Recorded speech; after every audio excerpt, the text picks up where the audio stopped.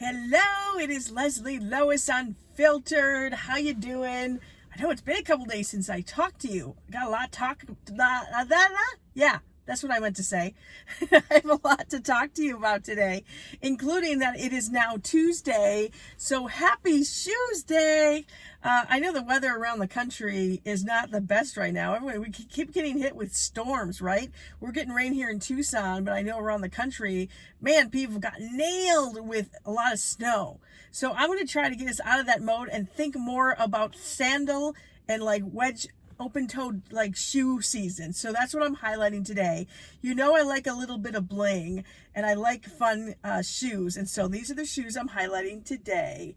See, it's got my bling and it's got a little bit of a heel, and it's cool because you can wear them like for casual wear, or, you know, depending what you're wearing, it could be dressy too. And then of course the bling, and it's super comfortable. Oh yeah, it's got the nice little soft, you know. Oh yeah, so those are the shoes that I'm highlighting today. Hopefully we'll be able to wear these soon because the weather will start warming up, right?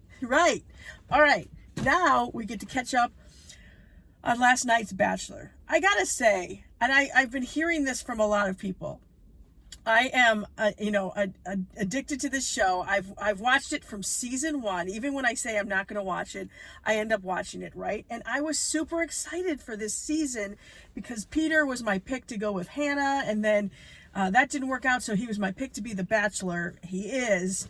But I gotta say, I'm more and more disappointed with this season, and I'm hearing that from a lot of people. There's been so much petty drama that it's like exhausting just even to watch it. And I don't know if Peter necessarily has responded the best to a lot of it. And granted, I know it's a tough situation, but I don't know. And so I'm kind of like frustrated as I'm watching this. But so, okay. So here's what happened last night, okay? Because next week is hometown dates. Is that already come to hometown dates next week? So we have 6 women left. Now, Natasha has not had a one-on-one yet. So I'm thinking, okay, she's going to get the first one-on-one. Well, they go to Peru. I mean, they're traveling these beautiful places. It's driving me nuts, my hair. Sorry. I know, I'm vain. Anyway. So Peter actually comes to their hotel room and sits down with all of them. I thought he was going to pick somebody up for the date, but no. He sat down and really had a serious conversation with the women, saying, look, I just want to be completely honest with you all. Like, I am looking for my wife at the end of this. I'm taking this extremely serious. And he goes, my biggest fear, though, is that I'm going to get to the end and pick somebody and they're like not going to be ready. So I really need you to think about this and be honest with yourself and with me.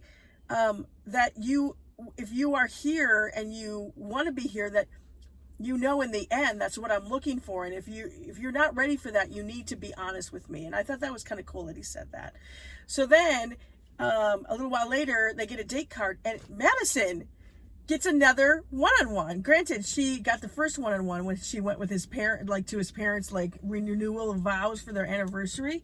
But Natasha, hello. Like, why string her along? And like, she's the only one that has not had a date yet. You're going to take one on a second, you know? Take her after. Whatever. And now Madison is one of my picks. She was one of my top 3, right? My 3 girls are still in it. Madison, Hannah Ann, and Kelly, right? So I knew he had a pretty good connection with her. And they had a fun day in Peru. They went fishing and stuff. And they obviously have really good chemistry together.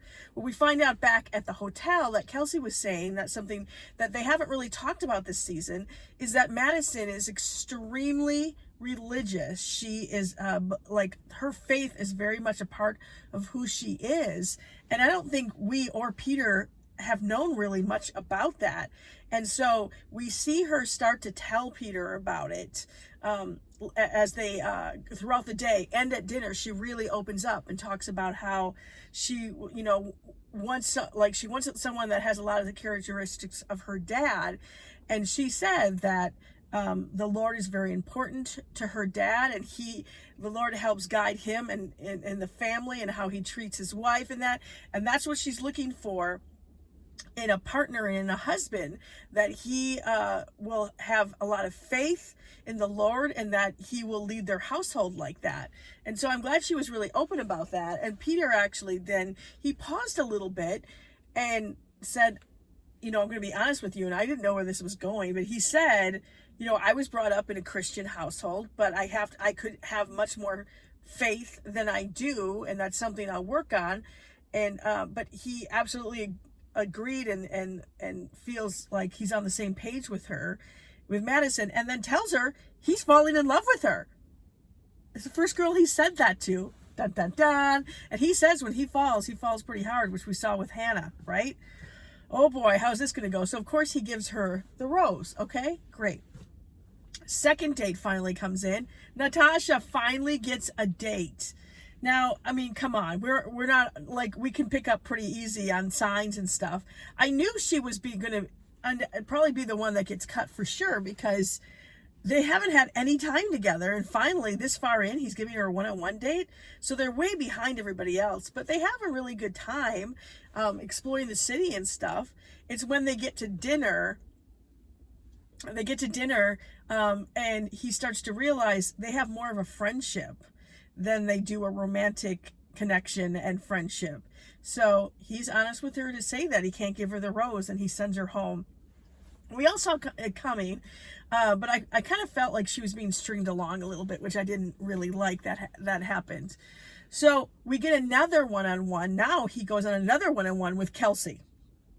Okay, so again, this is hometown dates, right? He's only taking 4 women, so 2 are going. 1 already went, right? So what's going to happen with Kelsey? Well, they explore Peru, and they go up this cool mountain that they hang out and stuff. And they obviously have chemistry there with them. And she opens up at dinner about her family and stuff. So her parents got divorced when she was really young. And I guess basically her father like disappeared from their lives for many years. And he tried to reconnect with them, and like over 10 years ago. And she didn't like his responses about, like, when she asked him why he left them and all this other stuff. So she didn't talk to her dad for 10 years. And about a year ago, he reached out with a text message, and she responded. And it turns out that they've been communicating together for about a year. And the only people that know are her and her dad and her sisters. Her mom has no idea, because she be able to make up her own mind, which I appreciated and stuff. But I'm like, well, you just said it on national television, so if you haven't told your mom, she'll know now. So hopefully she had that talk with her. So but she really is into Peter, and she said she wouldn't be there if she really didn't have a connection with him, and she says she's falling for him, and he ends up giving her the rose. Okay, so now we've got 2 more roses left, 3 women. So now there's a date with Kelly, Hannah Ann, and Victoria. Okay, oh my gosh. So this is where I get a little weary, because when the producers edit a show, you can sometimes tell where it's going pretty obviously, because Kelly was kind of talking about how it's a no-brainer for Peter to pick her, that the other 2 girls are very mature, they're not ready for marriage, and they're not on the same level as Peter and her are ready for commitment and all that other stuff. And she kind of had like a little bit of a catty attitude, which I'd never seen from her this season. Part of the reason I liked her is because she was not into the drama, but I didn't like how she was acting in yesterday's episode. So when her and Peter had time alone and stuff, he asked her how she's feeling, and she's like, oh, I think this is great, and we have so much fun together. He's just like, yeah, but I want more than fun. And she's like, well, it is, but that's all she ever really said. And I'm like, uh-oh, no. She has not said, hey, I'm falling for you, like I'm getting my feelings stronger. No, it was just more about having fun. Well, when he talked to Hannah Ann, she said, I know it's been harder for me to open up to you and stuff, but just know that I am falling in love with you. And I'm scared to say goodbye because I don't want to lose you. And I mean, she says she's ready. So, things seem to go pretty good with her. And then we have Victoria, who had an attitude already going into this. Like, she was like convinced that he didn't like her anymore. Like, she seems like she is very immature and all over the place. And so right when they sat down and stuff, she starts to give him attitude, because he starts to say, hey, we got to clear up. I have some doubts about stuff from what you've said in the past. And she's like, why are you always in a mood when we're together, and you're always questioning me and stuff? And he's like, but I'm not. Like, you've given me reason to doubt you. Of course I'm going to talk about this stuff. Like, she was really kind of rude to him, and God bless him for his patience. Obviously he really likes her. Because man, like, she was being pretty rude. And I think he goes, why is it that every time I try to tell you stuff like that, I'm like, I really like you and stuff, and you push me away? And she finally kind of said that she has this fear that she's going to end up at the end and he's going to pick somebody else and not her.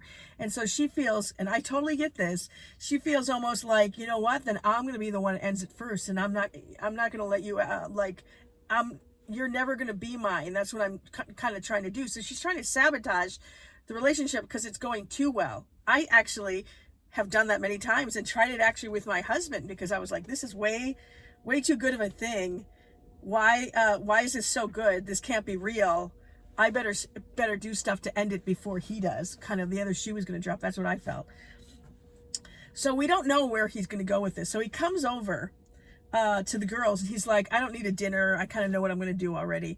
And he takes one of the roses and he goes, Victoria, can I talk to you for a minute? And he takes her over to a car, and she of course is freaking out at this point. And he eventually starts to say, hey, this adventure's been so great. And then finally goes, and I want it to continue.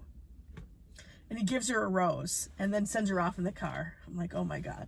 I kind of know, and you probably know where this is going too. Of course, Kelly thinks automatically she's getting the other rose. And so he comes back, says a little bit about both girls, and then turns to Hannah Ann and said, will you accept this rose? And Kelly, you could see, like, was completely like, whoa, what happened? I guess we weren't on the same page, but maybe, I don't know. A lot of people are thinking maybe she's the next Bachelorette. I don't know. So now we're at a hometown dates, and it's down to two of my girls still in it. You've got Victoria, you've got Hannah Ann, Madison, and Kelsey into hometown dates next week. So we'll see what happens. It sounds like there's more drama again with Victoria next week. So that is my update on The Bachelor. All right. Happy Shoesday, and I'll talk to you again on the next Leslie Lois Unfiltered. Bye. Bye.